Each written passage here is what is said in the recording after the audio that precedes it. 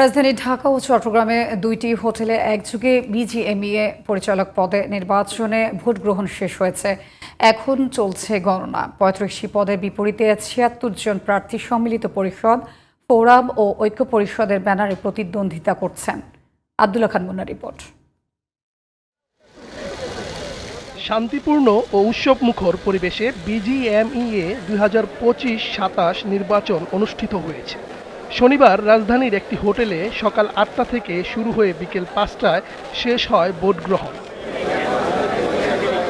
এবারের নির্বাচনে ৩৫টি পদের বিপরীতে ৭৬ জন প্রার্থী প্রতিদ্বন্দ্বিতা করছে। ফোরাম প্যানেলের ৩৫ জন, সম্মিলিত প্যানেলের ৩৫ জন ও ঐক্য পরিষদের ৬ জন প্রার্থী নির্বাচনে অংশ নেন। আমাদের ভোটাররা যারা মালিক ভাইরা বোনেরা আছেন সবাই স্বতঃস্ফূর্তভাবে ভোট দিতে আসতেছেন। আমরা বিশ্বাস করি আমাদের সম্মিলিত পরিষদ ৩৬ থেকে ৭০ প্যানেল। নির্বাচনে সম্মিলিত প্যানেল জয়ী হতে পারলে সবাইকে নিয়ে বস্ত্র খাতকে এগিয়ে নিয়ে যাবে বলে মন্তব্য করেছেন সম্মিলিত পরিষদের সভাপতি কাজী মনিরুজ্জামান।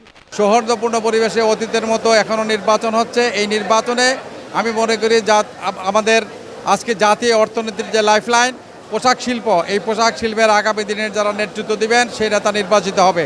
নির্বাচিত বিজিএমই এর কমিটি ও বিকিএমই এর একসাথে বস্ত্র খাতের সমস্যা সমাধানে কাজ করবে বলে জানিয়েছেন বিকেএমই এর সভাপতি। আমাদের খুব প্রত্যাশা যে আবার কিছু ভালো জিনিস আমরা এবার পেতে পারি। এই সরকারের কাছে প্রত্যাশাটা আমাদের অনেক বেশি।